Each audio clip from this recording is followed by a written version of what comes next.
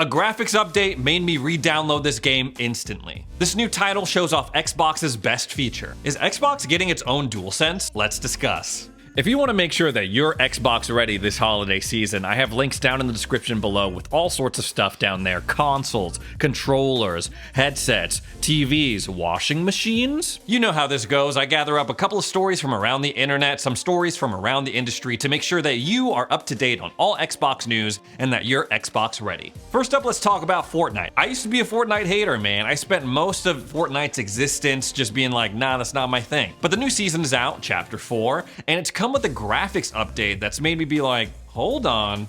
Okay, maybe I gotta look into this a little bit more. It used to be like if you wanted to slam a game that looked bad graphically, you'd say, man, that looks like Fortnite. But now you say that, it's like, hold on, that may not be such a bad thing. Fortnite is looking pretty good graphically. I re-downloaded the game last night after this article put up by Pure Xbox, and I gotta say, it really does look great. Now, Fortnite has apparently been running on Unreal Engine 5 for a while now, but they just released with this new chapter, Unreal Engine 5.1, and they've added these new features including Nanite, Lumen, virtual shadow maps, and Temporal Super Resolution. Now, 2 out of the 4 things I just said, I'm not gonna lie, I have no idea what it means. I know what Lumen is because I watched a whole video on it, and I gotta say the standout part for these graphics is definitely the lighting and the shading. Yes, it still has that classic sort of cartoony look that we've come to expect from Fortnite, but that new lighting, that new shading, it adds a different dimension to it. It just looks cleaner, it looks crisper, it looks more eye-grabbing. Even John Linman from Digital Foundry was pretty impressed with this update. He tweeted out, "Yeah, I'm totally sold on Lumen and Nanite. Shipping this in a 60 FPS large-scale multiplayer game, this is nuts. Just amazing work from the team at Epic," accompanied by a couple of screenshots that he grabbed in the game. Now, before you say anything, yes, this is available on our consoles, at least the Series X and S. You just gotta make sure that you set your frame rate to 60 frames per second, and that automatically kicks in all this extra stuff that I've been talking about. Once again, I'm not the biggest Fortnite guy, spent a lot of time hating on Fortnite, but I always inevitably re-download it for some reason, and I feel like that says something. Last time I re-downloaded it because I saw that Goku and Vegeta were added to the game. I was like, oh, I gotta check that out. I'm like, what? I can literally like Kamehameha someone in Fortnite? That's pretty sick. And honestly, like when I was watching the opening cinematic, the season 4 trailer, I was like, this actually looks legitimately fun with the motorbikes, with that crazy hammer that you like swing around, do a flip, and they do like a Nova Blast or something like that. They got Doom Guy in the game now. They're adding Geralt of Rivia at the end of the trailer. They also tease Zuko Midoriya, aka Deku from My Hero Academia. I'm like, what is this game? This is just madness, man. Kratos is already in there, Naruto, Itachi, Mr. Beast. Whether you love it or hate it, you gotta give them props. They're like always adding new stuff. They're always adding these fun little mechanics. I remember when they introduced the Boogie Bomb. It sounds stupid on paper, but in practice, it's like, okay, that's kind of fun. Throwing this bomb at someone and then you make them dance. A couple of months back when they added in no build mode, I was like, okay, that's fun too. So like they're always adding in this stuff that reignites interest in the game. I don't know how they do it, man. So many people have tried to copy that situation. Just hasn't worked out, obviously on Halo Infinite. We're like starved for content most of the time. And then they do these big drops, and then it's fun again for a little bit. So yeah, long story short, I'm back into Fortnite, I guess. I never thought I'd be saying that.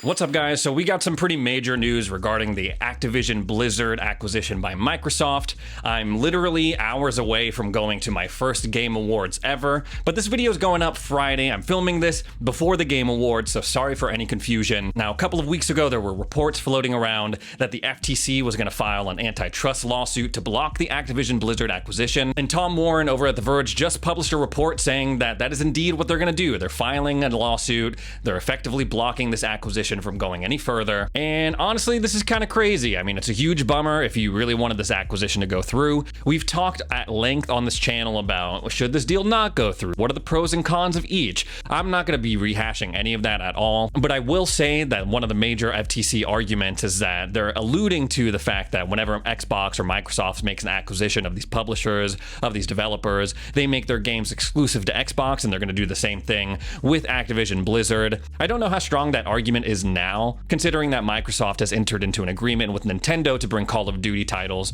to the Switch, and they've also entered into an agreement with Valve to keep Call of Duty on Steam for the next 10 years. Do I think they entered into those agreements out of the kindness of their hearts? No way. They did it for this exact scenario. They did it to dodge allegations that they would make any content of Activision Blizzard, any of their IPs, exclusive to Xbox once this acquisition goes through. And it was smart on their part. I think Xbox is a strong case, but it seems that the FTC is very sympathetic to Sony's complaints. So I don't know, guys, this could go either way. Prior to this, Microsoft was expecting this deal to be approved by summer of 2023. Now that this lawsuit is in the mix, it's going to be delayed way beyond that if this deal goes through. Again, I feel like they have a strong case, and Microsoft has come out and said that they're willing to take the gloves off. They tried the easy way. Now they're willing to fight for this. Activision has said in the past that they're willing to also throw down legally to make this merger happen. The outcome of this acquisition, whether or not it's blocked, whether or not it's approved, or if it's approved but with some concessions, it's going to change how platform holders specifically handle acquisitions forever. It's going to have long-reaching implications long beyond this generation. And yeah, now I got to go to the Game Awards, maybe talk to some Xbox people about this. Hopefully they can still enjoy the night. Whatever they announce tonight at the Game Awards, we're going to be discussing on Sunday's video. Me and Jimmy, we're going to be in there at the Microsoft Theater live. We're super excited. Next up, let's talk about Elden Ring. That is right, From Software's latest game, nominated for Game of the Year. I played hundreds and hundreds of hours of this game, hundreds. It dominated my life. And that hasn't happened to me in a while. You know those phases that you get in with games where you're just like always thinking about it? That was me at the beginning of February to like, I don't know, like at least like end of April, May. So I beat Elden Ring a couple of times, loved it. Personally, it's my game of the year, but it might be time to jump back in because From Software has announced that they're adding in a free update for everyone that owns a copy of the game. They're adding in this thing simply known as the Coliseum, and it just kind of looks like a PvP sort of situation. It'll allow you to engage in duels, team battles, and free-for-alls. So I guess if you're not really into PvP or invasions in Elden Ring, this might not be the update for you, but I personally see a lot of potential in this. Honestly, when it drops, there's gonna be that period of time where it's like, there's clearly like these builds that are just built to one-shot people, and then there's gonna be a furious round of rebalancing all these different moves in order to compensate for that. But honestly, a free-for-all in Elden Ring sounds pretty dope.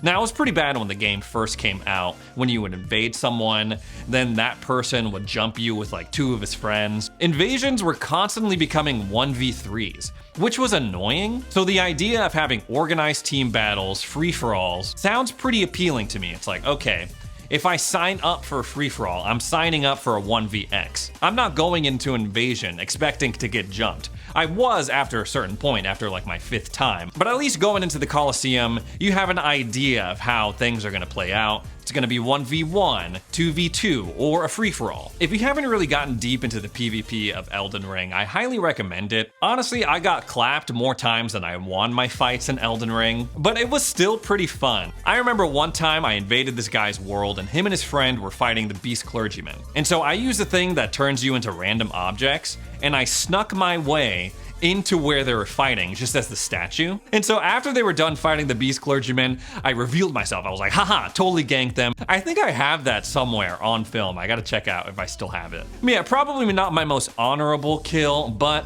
fun nonetheless. Once again, this update is free to everyone who owns a copy of Elden Ring, and it'll be up by the time this video goes up. Next up, let's talk about Phil Spencer and the value of Xbox. Phil Spencer recently spoke to Cheddar News. I've never heard of this news outlet, but apparently he spoke to them, and he spoke a little on how important it is that families see the value of having Xbox, being in the Xbox ecosystem. He says, gaming is clearly a luxury activity. We're not the things that families have to first and foremost take care of. Your family, food, shelter, those kinds of things. He was speaking a little bit on the importance of trying to keep things affordable, trying to keep prices low, which is getting harder and harder to do. We know that Xbox is raising games on their first-party titles in 2023, but he went on in this interview and was like, yeah, I really hope that families examine the value of Xbox as an ecosystem, because honestly, it's a pretty good way to spend quality time with your family. And honestly, I'm kind of seeing the merits of this, especially as an Xbox fan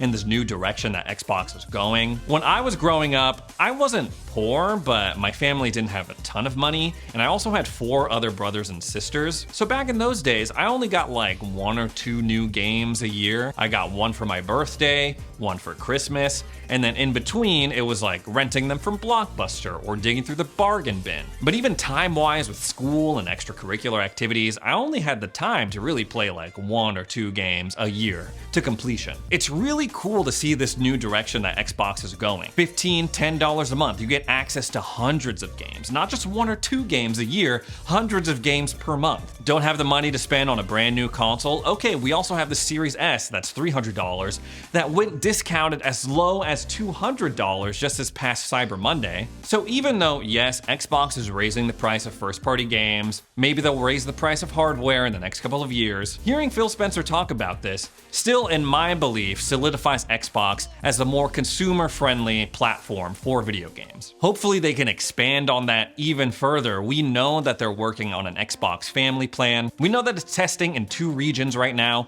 Ireland and Colombia. And so far, it seems to be you can have up to 5 people on an Xbox family plan for roughly 25 USD. You don't have to be in the same household. You don't actually have to be family. They're not gonna like DNA test you or do like home checkups or something crazy like that. And it's gonna function a little bit differently than having a home console set. 25 bucks a month, everyone gets their own version. You have to be in the same country. That's the caveat. I was really hoping we'd have this going into the holidays, but it's like, dang, it's only a couple of weeks away until the new year. Not feeling so great that it's gonna come out before then. Keep in mind that this video is going up after the Game Awards, so I'm just putting things out there, spitballing. But if they put out that family plan, the friends and family plan, 25 bucks a month, 5 people, that will really go a long way in solidifying Xbox as the consumer-friendly video game platform. So last Friday, we got some really good news, especially if you're a Monster Hunter fan. Monster Hunter Rising is coming to Xbox consoles and Xbox Game Pass. It's coming day 1 to the service January 2023, very exciting. I like the Monster Hunter games, you know, I kinda like that JRPG feel, I like that cooperativeness,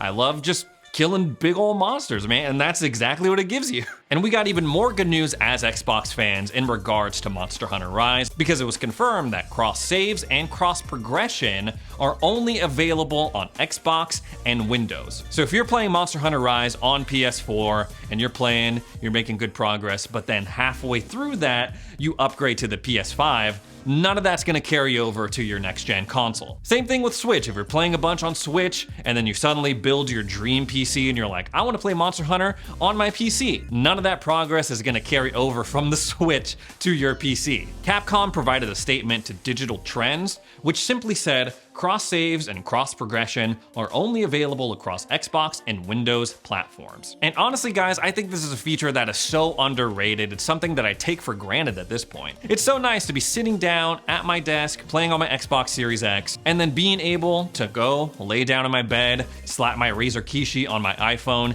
and continue playing the same game I was just playing on my Xbox. All it takes is for them to just sync my data from the cloud, and we're all good. And this has been super clutch this generation, when games are still coming out cross-generationally. I remember when Spider-Man Miles Morales came out, and there was so much confusion on like, oh, I gotta buy the PlayStation 5 version, oh, I can't upgrade from the PS4 version, I gotta buy this bundle that includes Spider-Man PS4 and Miles Morales if I want to play it. It was like a mess. Same thing happened with Horizon Forbidden West. And meanwhile, over at Xbox, it's like, man, we got smart delivery, we got cross saves, it's all part of our subscription, everything's synced up with the cloud, it's all buttery smooth. It's an underrated feature, man. I feel like it doesn't get talked about enough. Digital Trends talking about cross saves in Monster Hunter Rise, they reference another good example, Marvel's Avengers last year. They say Marvel's Avengers ran into a similar issue last year when PlayStation players had to follow a convoluted upgrade process in order to transfer their progress between PS4 and PS5. Through Microsoft's Smart Delivery feature, all Xbox One players had to do was simply launch the Series X and S version of Marvel's Avengers, and all of their progress was transferred over safely. Xbox, Microsoft,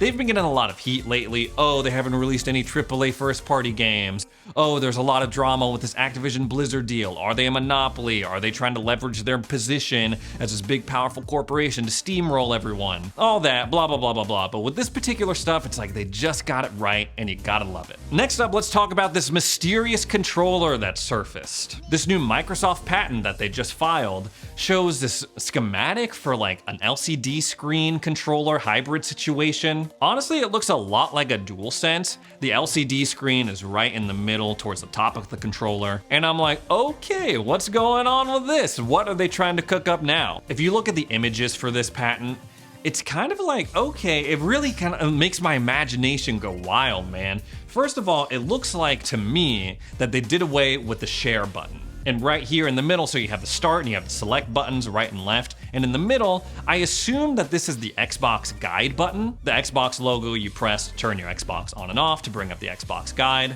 And then above it, it has this LCD looking screen. What is that gonna be used for? It doesn't seem to be an Elite controller because they have a bottom view of it. There's no paddles, there's no anything like that. And then in this second image, it has on the LCD screen paired with local gaming system. And then another image that says paired with remote cloud-based gaming system. I'm like, okay, what's going on? In this article that they put out, including these images, they say it's just an indication to tell you like when you're connected to a game console versus when you're connected to like a TV for cloud gaming or something like that. That seems like kind of a waste of a screen for me. It's like, I don't need that to tell me what I'm connected to. It's got me thinking about all sorts of things. Like, okay, is this screen like some sort of touchpad, touchscreen situation that lets you navigate a menu and then connect to like a TV for cloud gaming? We know that's sort of how the DualSense functions with its trackpad. You can do certain things in games and you can navigate certain menus with it. But the fact that this is not a trackpad, it's a full-on screen. It's like, okay, what are we gonna be displaying on the screen? It's a little too small for it to be like a standalone cloud gaming situation where it's like you're playing cloud gaming and you're seeing it on this little screen. That seems a little too small, so a little far-fetched for that. At first I was like, it could be like this new iteration of Project Keystone. The chassis for this controller in the picture seems to be also the same size as an Xbox One or an Xbox Series controller. So it's got me thinking like, how are they gonna fit this thing on there? Because at least with the DualSense, that controller is like, it's not wider, but it's, I don't know, more straight, I guess. It doesn't have that curve of the Xbox controller. At this point, it's all speculation, of course. And there's a good chance that we're not gonna see anything having to do with the controller like this for a long time. It's just a patent, guys. Nothing's coming soon. Like first, let's get that Elite Series 3 out, and then we can focus on this new fancy screen LCD controller. But it's always fun to speculate. This is something that I feel like Xbox is constantly improving. They had the Elite Series 2, then they improved upon that with the core. I've been loving my Elite Series core. They slimmed down this new Xbox controller for the Series X and S. I really enjoy that controller. So generally with controllers, I'm like, okay, Xbox, they're doing a good job. Can't wait to see if they decide to pursue this patent, make it into a real life thing, what they do with it.